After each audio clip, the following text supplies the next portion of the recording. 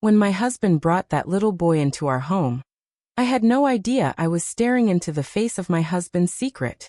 I remember the first night clearly, the smell of rain-soaked clothes, the faint sound of cartoons playing from our old television, and a boy with eyes that felt strangely familiar. His name was Eli. He was 5 years old, and I was told he was the son of my husband's friend, a woman named Carla who had to leave town suddenly for a family emergency. Just for a few days, Mark had said, his voice unusually soft. She's a single mom, you know how hard that can be. I didn't question it much then. Mark had always been kind to people in need. At least, that's what I believed back then. I smiled and reached out to Eli, helping him out of his tiny rain boots. "Don't worry, sweetheart," I said. "You're safe here." He looked up at me with a shy smile, and something in that look caught me off guard. The same dimple on the left cheek. The same soft brown curls. But I brushed it off. Coincidences happen, right? The calm before the storm. Before Eli came into our lives, things between Mark and me were steady, if not entirely passionate. We'd been married 12 years, built a quiet life in a small town outside of Richmond. I taught at the local elementary school, and Mark worked in insurance. Long hours, endless client calls, but it paid the bills. Our home wasn't fancy, but it was full of warmth. Mornings smelled of coffee and toast. Evenings were a mix of tired laughter and soft music humming from the kitchen radio.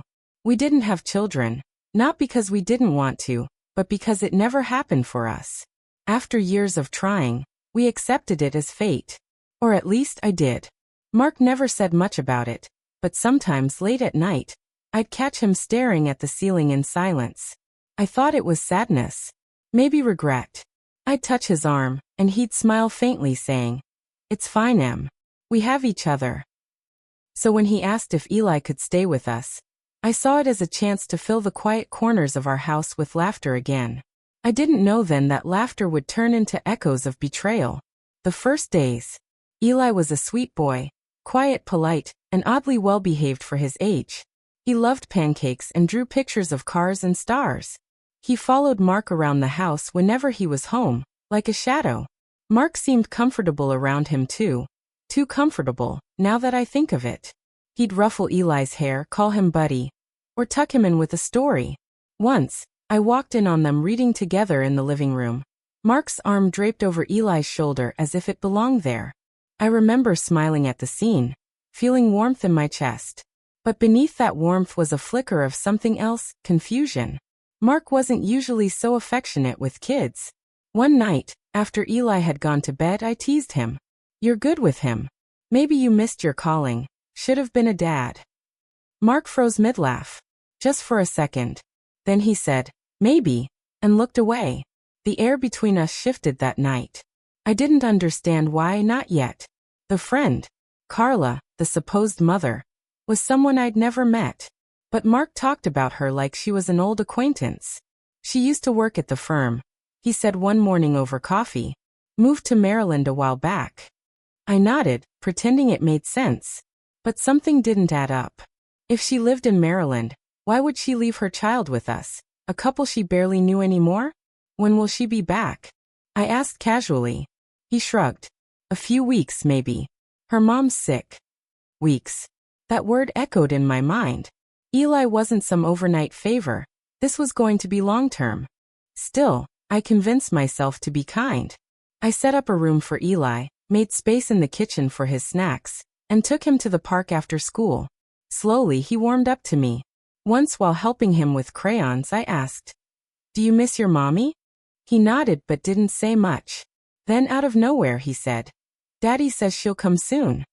I froze. "Daddy?" He blinked up at me. "Yeah, Daddy Mark." I laughed awkwardly. "Oh honey, Mark's not your..." But he interrupted softly. He said not to tell you.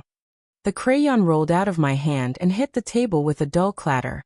I remember feeling my heartbeat in my ears, slow, heavy, confused. I didn't know whether to correct him or to stay quiet. Instead, I smiled weakly and changed the subject. But that sentence, "he said not to tell you," replayed in my mind for days. After that conversation, I started noticing things I'd never paid attention to before. Mark avoided certain questions. His phone was always face down. When I brought up Carla again, he'd say, "She's going through a lot, Em. Let's not bother her." At night, he'd step outside to take work calls. And then there were the little things: Eli's middle name, James. Mark's father's name. The birthmark on Eli's shoulder, shaped like a tiny crescent, just like the one Mark had on his wrist. I wanted to believe it was all in my head. But mothers, even the ones who never got to be mothers, have instincts. Something wasn't right. The final push came one evening while doing laundry. Eli's small backpack was stuffed with coloring books and toy cars, but at the very bottom, I found a folded piece of paper. A photo, creased and slightly faded. Mark holding a newborn baby in a hospital room. His eyes were shining. His smile was the kind of pure joy I'd never seen on his face before. And in his arms was Eli. My hands trembled so badly, I almost tore the picture in half. When Mark came home that night, I couldn't even look at him. I tucked the photo away, my chest tight with dread. That night, I lay beside him, listening to his steady breathing, wondering how many nights he had slept beside me after holding another woman, after holding his child. I didn't confront him. Not yet. Because I wanted to know everything before I burned everything down. I couldn't sleep that night. Every creak of the house, every sigh from Mark beside me, felt like an echo of betrayal. I lay staring at the ceiling, the photo hidden in my bedside drawer, burning a hole in my heart. At dawn, I got up quietly and went to the kitchen. The sky was just beginning to lighten, soft blue bleeding through the curtains. I poured myself coffee, but it tasted bitter, metallic. My hands were shaking. When Mark came down, hair messy, shirt half-buttoned, he smiled like nothing was wrong. "You're up early," he said, yawning. I forced a smile. Couldn't sleep. He kissed my forehead, the same forehead he'd kissed every morning for 12 years, and said, "Long day ahead. Carla might call today, by the way. She wanted to check on Eli." "Carla?" I repeated, my voice flat. "Yeah," he said, not noticing the tremor in my tone. "She really appreciates this, you know." He left soon after, whistling as he went out the door. I stood there in the kitchen, the sound of his car fading, wondering how someone could lie so easily and still whistle on his way out. The quiet investigation. I spent the next few days observing. Not reacting, just watching. Eli talked in fragments, like all children do, but sometimes in those fragments, the truth slipped through. "Daddy says we'll go to the park again soon. Daddy bought me this toy car. Daddy says Mommy cries a lot." Each sentence was a small blade. I didn't push him. He was innocent in all this. But at night, I started piecing things together. Little details Mark had mentioned over the years about his business trips, his late meetings, the time he said he had to help a coworker move. Carla wasn't just some coworker from years ago. I searched Mark's office drawers one afternoon while he was at work, something I'd never done before. He'd always been meticulous, almost obsessive about order. But that day, his neatness betrayed him. At the bottom of his locked drawer, I found a manila envelope. Inside, a birth certificate. Father's name, Mark T. Holloway. Mother's name, Carla Jennings. Child, Elijah James Holloway. My knees buckled. I sat on the floor, clutching that paper to my chest, as if it might stop the shaking inside me. 12 years of marriage. 12 years of shared dinners, anniversaries, inside jokes, all while he was living a second life. And now he had made me care for their child. The cruelty of it hit me harder than the betrayal itself. He hadn't just cheated. He had made me a caretaker of his secret. That night, when he came home, I said nothing. I cooked dinner as usual. The smell of garlic and onions filled the kitchen, masking the bitterness in my chest. He asked about Eli's day, told me a story from work, laughed, genuinely laughed. I nodded, smiled even, because I wanted him to think I still believed him. I wanted to see how far he'd go in his performance. After dinner, when he kissed Eli goodnight, I stood by the doorway, watching. There it was again, the tenderness, the ease. The look in his eyes that I'd always longed to see when we talked about having children. Now I knew where that love had gone. The confrontation. The next morning, I waited until Eli had gone to school. The house was quiet, sunlight spilling through the windows like a cruel reminder of normalcy. Mark was in his home office, typing away on his laptop. I walked in without knocking, holding the birth certificate in my hand. He looked up, startled. Hey, what's up? I dropped the paper on his desk. His eyes scanned it, once, twice, and his face drained of color. Where did you get that? I didn't answer. I just stared. He stood slowly, trying to compose himself. Emily, please, I can explain. Explain. My voice cracked. Explain what, Mark? That you lied to me for years? That you had a child, a whole other life, and thought I'd never find out. He reached for me, but I stepped back. It wasn't supposed to happen like this, he said quietly. Carla and I, it was a mistake. It happened before you and I cut him off. Don't you dare lie again. Eli is 5, Mark. 5. You and I have been married 12 years. He closed his eyes, as if the truth itself hurt. I was lonely, he whispered. You were so focused on trying to have a baby, and I felt like I was failing you. Carla was there. She understood. His words hit like cold rain. So you went and gave her the family we couldn't have?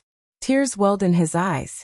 I didn't plan for Eli, but once he was born, I couldn't just walk away. Then why bring him here? I asked, voice trembling. Why make me take care of your son as if he were a stranger's? What kind of cruelty is that?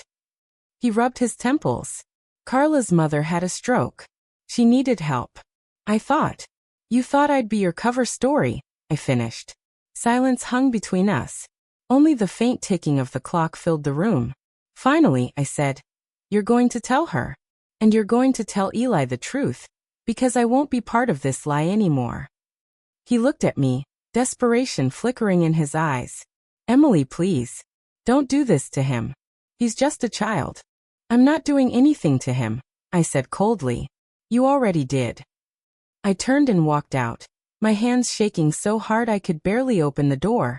For the first time in years, I didn't look back. The fallout. By the end of that week, the truth had started to unravel faster than either of us could control. Carla showed up at our doorstep one afternoon, pale, nervous, clutching her purse like it might protect her from shame. Emily, she said softly, eyes darting away. I guess you know. I didn't yell. I didn't cry. I just nodded. Ido. Mark stood behind me, silent, useless. Carla's voice trembled. He said he'd tell you. He said he would make things right. I laughed bitterly. Mark doesn't know what right is anymore. Eli was at school then, blissfully unaware. But his world was about to change, and that thought shattered me more than anything. Because no matter how deep the betrayal went, the child wasn't the one to blame. Still, I knew one thing for sure. I couldn't live under the same roof with Mark again. Not after this. That night, I packed a small suitcase, just clothes, a few books, and the photo I'd found, still folded and worn. Mark begged me not to go. He cried real, desperate tears. But I'd seen enough of his emotions to know they meant little now. Emily, please, he whispered. We can fix this. No, Mark, I said softly. You broke something that can't be fixed. And for once my voice didn't shake. I left the house that night, the same house I'd built with love and patience, knowing I'd never be the same woman who walked into it all those years ago. I moved into my sister's guest room the same night I left. The silence there was different, not heavy like it was in my house with Mark. It was lighter, though it still ached in the corners. Rachel didn't ask too many questions at first. She just hugged me, tight and long, the kind of hug that reminds you you're not alone in the world. Later that evening over tea, I told her everything. She didn't interrupt, didn't gasp, just stared at me with quiet disbelief, her hand covering her mouth. When I finished, she said softly, Emily, that man didn't just cheat on you. He made you carry his guilt. And that was exactly it. Every meal I made, every bedtime story I read to Eli, I had been unknowingly tending to his sin. For the first few days, I didn't answer Mark's calls. He texted constantly, messages ranging from apologies to anger, then back to begging. Please, Emily, let's talk. You're my wife. I made a mistake, but I love you. Don't punish Eli for what I did. I didn't respond to any of them. He wasn't my husband anymore, not in the way that mattered. The letters. A week later, a small envelope arrived at Rachel's house. My name written in Mark's familiar handwriting. Inside were 2 letters. One from him, one from Carla. His letter was long. Pages of excuses dressed up as explanations. He wrote about guilt, confusion, moments of weakness. He said he'd wanted to tell me for years but didn't know how. He said he still loved me. I stopped reading halfway through. Carla's letter, though, was short. Painfully honest. Emily, you didn't deserve this. I never meant to hurt you. When I met Mark, he said you two were separated. I believed him.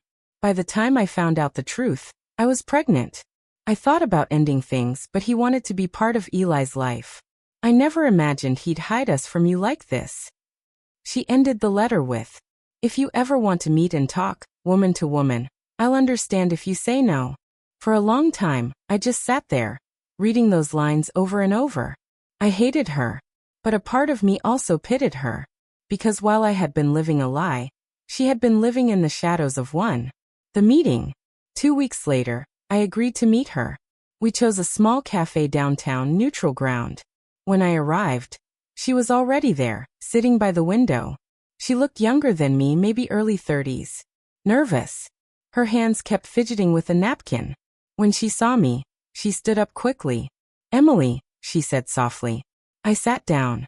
You don't have to apologize again, I said quietly. I just need to understand. She nodded. Ask me anything. And I did.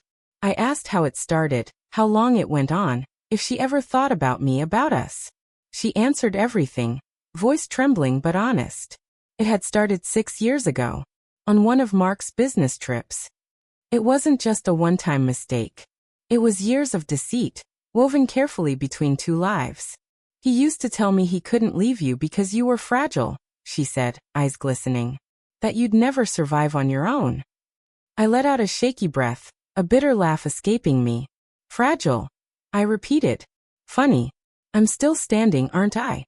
She nodded, tears spilling over. You're stronger than both of us, Emily. When we parted ways, she hugged me.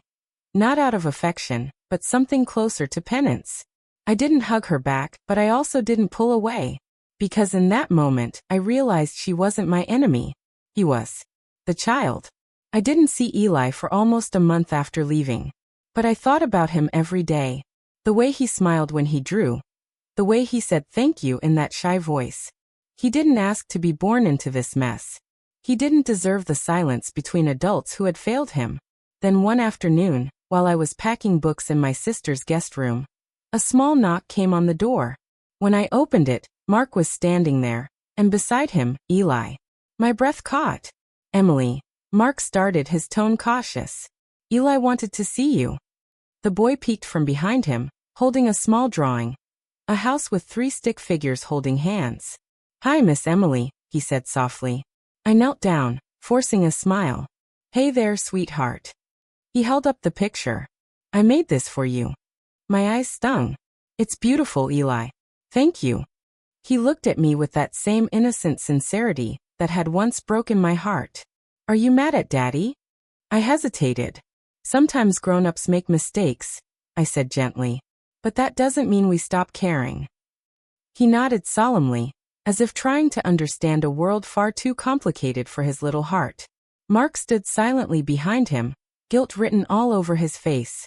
He looked older, defeated. Can we talk? He asked once Eli went to the car. I crossed my arms. I've heard everything I need to. Emily, I'm getting therapy. I'm trying to make things right. Good, I said. For Eli's sake, I hope you do. But whatever this is, it's done. His eyes filled with tears. You were the best thing in my life. I took a step back. Then you should have treated me like it. I closed the door before he could say anything else. Then I sank to the floor, shaking, not from anger this time, but from release. For the first time, I didn't feel powerless. I felt free. A new chapter. Months passed. Seasons changed.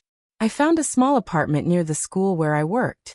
It wasn't much, 1 bedroom, a little balcony, the scent of jasmine from the neighbor's garden drifting through my window every evening. That IT was quiet, but peaceful. Sometimes I'd still think of Eli.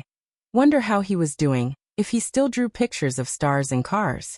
But I knew my role in his story was over. I focused on myself for once. Therapy, journaling, Small dinners with friends. I learned to cook for one, to laugh alone, to sleep without waiting for someone's breathing beside me. Healing isn't loud, it's small, steady, quiet. And one morning, as I stood by the balcony sipping coffee, the sunlight warm on my skin, I realized something profound. Mark's betrayal had broken me open, but in that breaking, I'd found a stronger version of myself. I wasn't fragile. I never had been. When Rachel asked me one evening if I'd ever forgive him, I thought about it for a long moment. Maybe one day, I said. But forgiveness isn't for him. It's for me, so I can stop carrying what he did. Because that's the thing about secrets. They rot in the dark, but once brought into the light, they lose their power. And I was done living in the dark. The public consequence. Small towns have a way of whispering the truth louder than any confession ever could. Word of Mark's affair spread quietly at first. Through the firm, through neighbors, through hushed conversations that fell silent when I walked by. People would glance at me with that mix of pity and fascination that betrayal attracts. Some said, "I never thought he'd do something like that." Others whispered, "She's handling it so gracefully." And I did handle it. Not because I wanted to save face, but because I refused to let his mistakes define the woman I'd become. Mark, on the other hand, wasn't so lucky. Carla eventually left town. She couldn't bear the judgment. The whispers, the stares at the grocery store. The mothers at school who stopped inviting her son to playdates. Mark lost clients at work, too. His reputation, built on trust, couldn't survive the story everyone now knew. I didn't gloat. I didn't say I told you so. I just watched quietly, the way the tide retreats from the shore after a storm. One day, he showed up at my school parking lot after dismissal. His suit was wrinkled, eyes red, hands trembling. "I'm selling the house," he said flatly. "I can't keep up with the payments alone." I nodded. "Do what you need to." He swallowed hard. "You really won't come back?"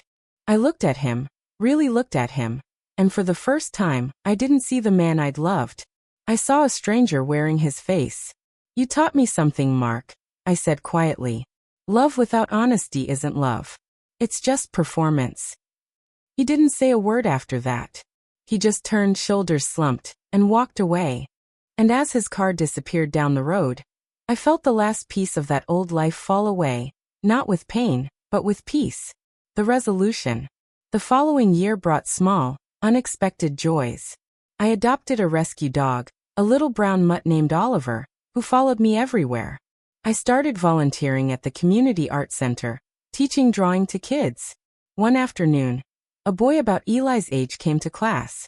He was quiet at first, just like Eli had been. When I knelt beside him and asked what he was drawing, he smiled shyly and said, "A house with people who love each other." My chest tightened, but not with grief this time. With something softer. It reminded me that love, real love, isn't tied to blood or marriage vows. It's built through kindness, patience, truth. Sometimes I wondered how Eli was doing. I heard through a neighbor that Carla had moved closer to her family, that she'd put him in a good school. I hoped he was happy. And I hoped Mark had learned, not just from losing me, but from losing the illusion he'd built. Healing didn't come all at once. It came in slow moments, reading on the balcony at sunset, laughing with Rachel over burnt cookies, hearing the sound of my own laughter echoing back to me without pain. It came in forgiving myself, for not seeing the signs, for loving too deeply, for staying too long. And eventually, it came in forgiveness for him. Not because he deserved it, but because I deserved peace. I stopped needing to understand why he did it. Some people live their lives chasing something they already had, never realizing they were holding it all along. I had been his home, but he chose a door that led nowhere. So I built my own home, brick by brick, on the foundation of truth. It's strange how betrayal, in its own cruel way, becomes a teacher. It strips you down to what's real, your boundaries, your strength, your worth. I used to think my story ended when I walked out of that house, but now I see that's where it truly began. Because endings and beginnings often wear the same disguise: silence, heartbreak, and a single decision to keep walking. If you've ever been lied to, if you've ever carried someone else's secret thinking it was love, I hope you remember this. You don't owe anyone your forgiveness, your silence, or your staying. Sometimes, Walking away is the most loving thing you can do, for yourself, and even for them. So yes, my husband made me babysit his friend's child. But that little boy wasn't just his secret. He was my wake-up call. The universe's way of saying, "Open your eyes, Emily, it's time to go." And I did. I went. And I lived. Would you have stayed, or walked away like I did? Tell me in the comments below. And if my story touched your heart, don't forget to subscribe because sometimes the truth hurts. But it's also what sets us free.